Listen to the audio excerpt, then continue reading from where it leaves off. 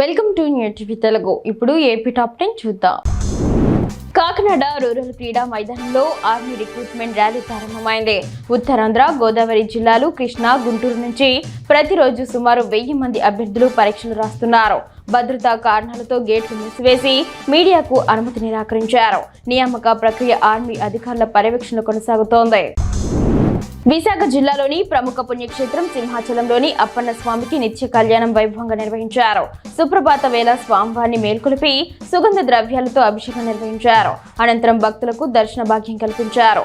వందలాది మంది భక్తులు తరలిరాగా ఆలయ అధికారులు ఏర్పాట్లు చేశారు.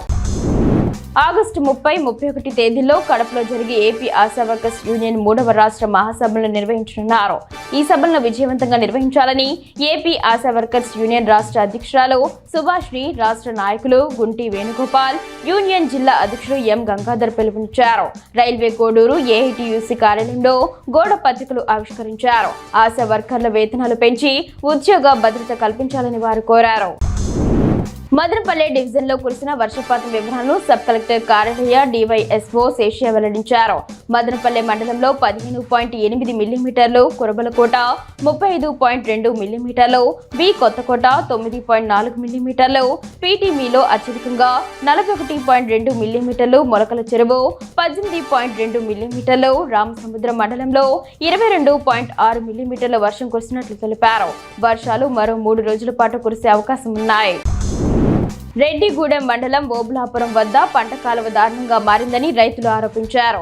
ఇదిలా ఉండగా రంగాపురం వద్ద 1984 ఓ సప్ప నిర్మించారు. రైతులకు నీరు అవసరమైనప్పుడల్లా దాని నుండి నేరుగా ఈ కాలువ మీదుగా 100 ఎకరాలకు అందుబాటులో ఉండేదన్నారు. అధికారుల నిర్లక్ష్యంతో రాను ఈ కాలువ పూడుకుపోయి దారుణంగా మారింది. ఇకనైనా అధికారులు సమస్య పరిష్కరించాలని రైతులు కోరారు. నరసన్నపేట ప్రధాన రహదారిలో గుంత ఏర్పడడంతో వాహనదారులు ఆందోళన వ్యక్తం చేస్తున్నారు. నరసన్నపేట పట్టణం నుండి మార్కెట్ కమిటీకి వెళ్లే దారిలో ఈ గుంత ఏర్పడింది. ఎటువంటి ప్రమాదం జరగకుండా స్థానికులు ఇసుక మూటతో పాటు ఒక చెట్టు కొమ్మలను అడ్డుగా ఉంచారు. ఇది మరింత పెద్దదిగా మారే పరిస్థితి ఉందని, ఇటీవల వర్షాలు కురుస్తూ ఉండడంతో గుంత ఏర్పడిందని అన్నారు. సంబంధిత R&B శాఖ అధికారులు స్పందించాలన్నారు. కంభం బేస్తవారిపేటలో విద్యుత్ శాఖ మంత్రి గొట్టిపాటి రవికుమార్ పర్యటించారు. 1.37 కోట్ల రూపాయలతో నిర్మించుకున్న నూతన రోడ్ల పనులకు మంత్రి రవికుమార్ శంకుస్థాపన చేశారు. ఈ కార్యక్రమంలో Giddalur MLA Ashok Reddy, Markapuram MLA Narayana Reddy, Yerragondapalem TDP incharge Erixion Babu పాల్గొన్నారు. దెబ్బతిన్న రోడ్ల స్థానంలో నూతన రోడ్లను సీఎం నిర్మిస్తున్నారని మంత్రి గొట్టిపాటి అన్నారు.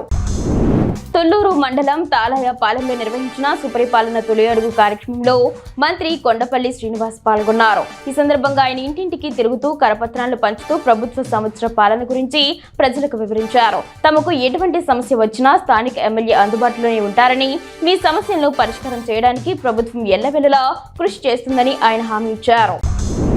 తమిళ సినీ నటుడు సూర్య తన భార్య నటి జ్యోతికతో కలిసి తిరుమల శ్రీవారిని నైవేద్య విరామ సమయంలో దర్శించుకున్నారు. స్వామివారి సేవలో పాల్గొన్న అనంతరం ఆలయ అధికారులు వారిని సాదరంగా ఆదరిస్తూ తీర్థ ప్రసాదాలు అందించారు. వేద పండితులు వారికి ఆశీర్వచనాలు అందించగా దంపతులు భక్తి పరవశంలో ఆలయ పరిసరాల్లో తిరుగుతూ సమయం గడిపారు.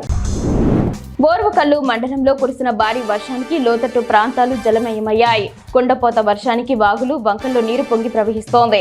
లొద్దిపల్లె గ్రామంలో కురిసిన వర్షానికి రోడ్లు, ఇళ్లలోకి నీరు చేరడంతో ప్రజలకు ఇబ్బందికరంగా మారింది. వాహనాల రాకపోకలకు అంతరాయం ఏర్పడుతుందని వాహనదారులు ఆవేదన వ్యక్తం చేస్తున్నారు.